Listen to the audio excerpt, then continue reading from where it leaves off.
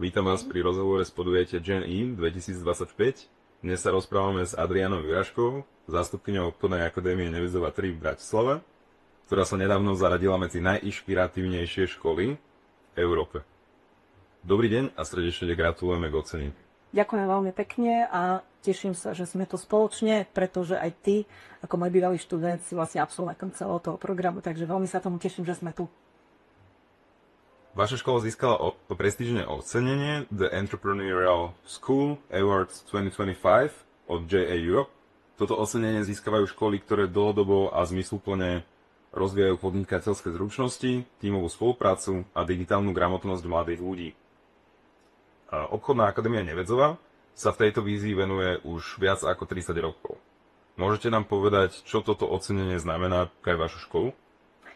Tak aj pre našu školu, ale aj pre mňa osobne je toto ocenenie vlastne takým, nechcem povedať, že vrchol mojej kariéry, ale veľmi sa teším tomu, že vlastne si niekto všimol, že čo robíme pre našich študentov, pretože robíme to naozaj už dlho, už v podstate od začiatkov toho, ako JA Slovensko prišlo na náš školský trh, takže si myslím, že sa to konečne zúročilo, že už to hádam aj vieme robiť, takže si myslím, že je to také ocenenie nielen pre mňa, ale vôbec pre celý kolektív mojich kolegov, ktorí sa zapájajú do tohto programu, ale nielen do tohto programu, ale aj do iných programov, ktoré vychovávajú deti k podnikaniu a k podnikavosti.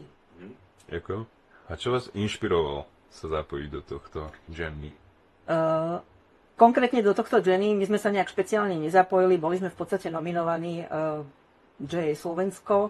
V podstate si myslím, že si aj oni asi všimli, že robíme to už dlho a robíme to asi dobre, pretože najmä v poslednej dobe sa nám darí aj na veľtrhoch a na súťažiach, ktoré teda organizuje JA Slovensko, vyhráva celkom pekné ceny a môžem povedať, že najmä v oblasti online marketingu máme taký, ako keby sme na takom vrchole, robíme to dobre a myslím, že to aj vieme robiť, aj decka to baví, takže myslím si, že je to vec, ktorá je v súčasnej dobe veľmi potrebná pre rôzne marketingové aktivity firm, ktoré chcú o sebe dať vedieť. Super. Ako vnímate atmosféru? Atmosféra je tu úžasná. Ja napriek tomu, čo sa vo svete deje momentálne, si myslím, že keď príjete na takéto podujatia a vidíte strašne veľa mladých ľudí, ktorí sa snažia správať ekologicky, sú priateľskí, zdravia sa jeden druhému, uzatvárajú kamarátstva, majú plány do budúcna, ja si myslím, že je to tu vedia veľmi nádejné. Človek tak pookraje pri tom, že vlastne nie je všetko také zlé, ako sa možno na prvý pohľad zdá.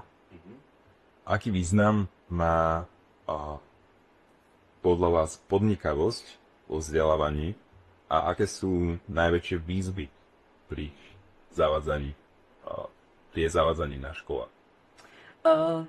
Určite podnikanie na školách nielen teda ekonomického charakteru, lebo ja teda učím na obchodnej akadémii, kde sa to automaticky predpokladá, že budeme učiť deti podnikavosti. Ja si myslím, že to je vec, ktorá sa zíde každému človeku aj v živote, pretože to podnikanie, aj keď nie je za celým cieľom toho, aby človek niečo získal, ale dokáže v človeku, alebo teda dokáže ten človek preraziť nielen v nejakom biznise a v obchode, ale aj v osobnom živote, kde si vlastne nejakým spôsobom vydobiť to svoje postavenie v spoločnosti alebo aj na trhu. Takže si myslím, že tak získanie sebavedomia a vôbec nejakého sebauvedomenia je tiež súčasťou vlastne tejto výchovy.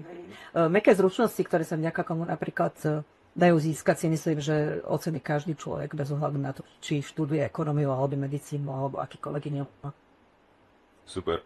A na záver, ak by ste mali inšpirovať aj ostatné školy, ktoré nad touto iniciatívou zatiaľ rozmýšľajú, čo by ste im odkázali?